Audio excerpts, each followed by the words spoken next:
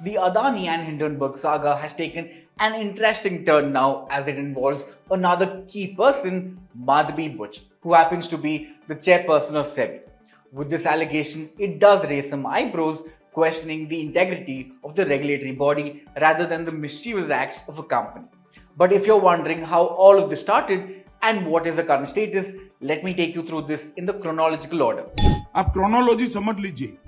The Adani-Hindenburg saga has been ongoing for the last 18 months. It started off with Hindenburg publishing a report titled How Adani is Pulling the Largest Con in Corporate History.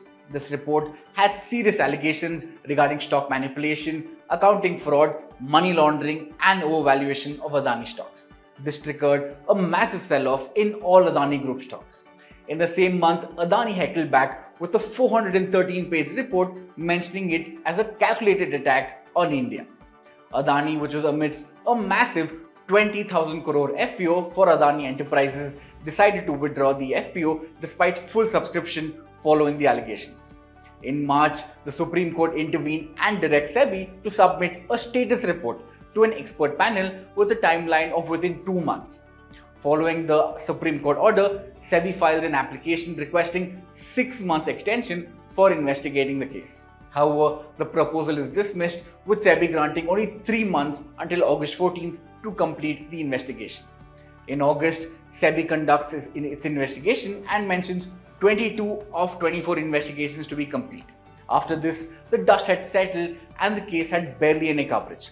However, in January 2024, the Supreme Court rejects charges that SEBI was not doing its job to probe the Adani matter.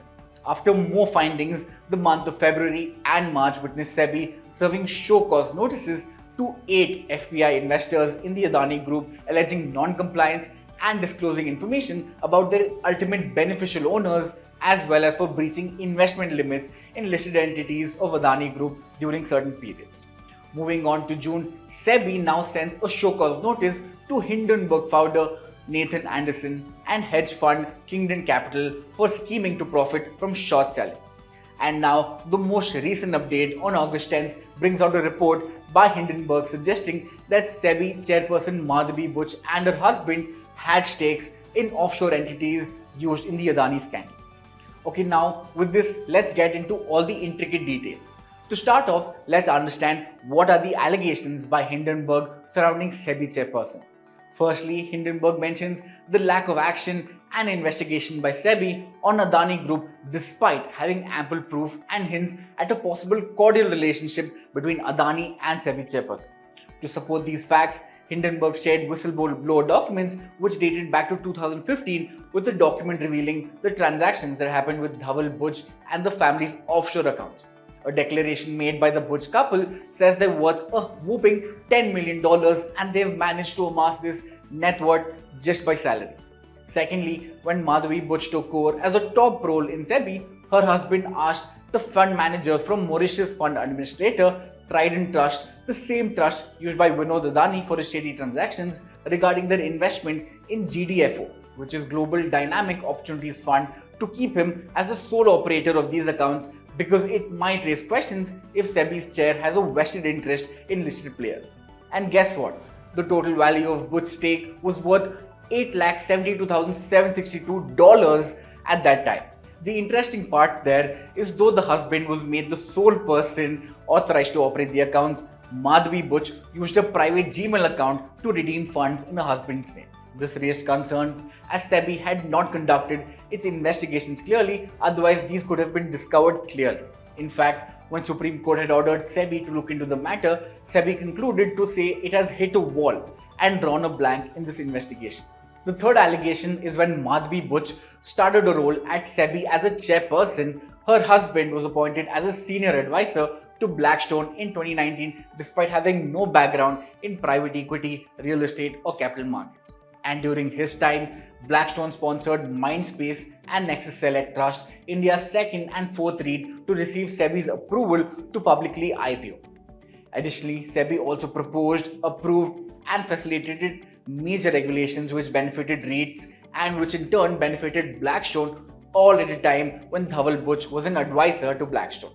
And publicly, SEBI chief has mentioned several times at public conferences that REITs are among her favorite products for the future.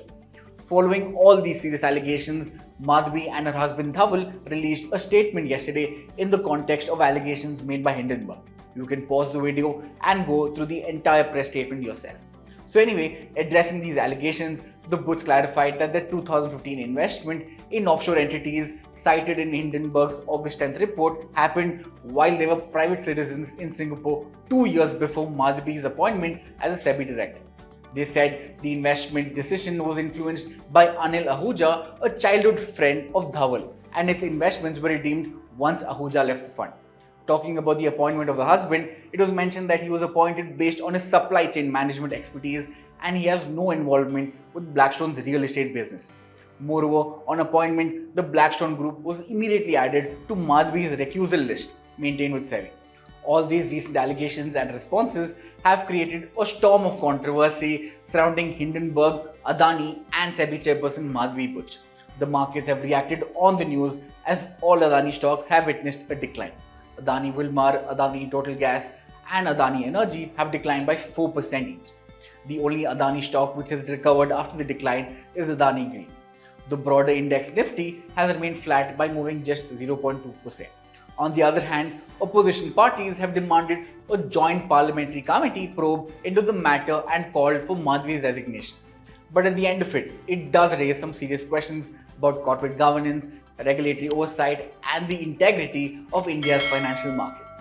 While nothing is concrete as of now and developments unfold, only time will tell how this pans out. Having said that, this is me, Rahul, signing off. Have a great day and stay safe. Investments in securities market are subject to market risks. Read all the related documents carefully before investing.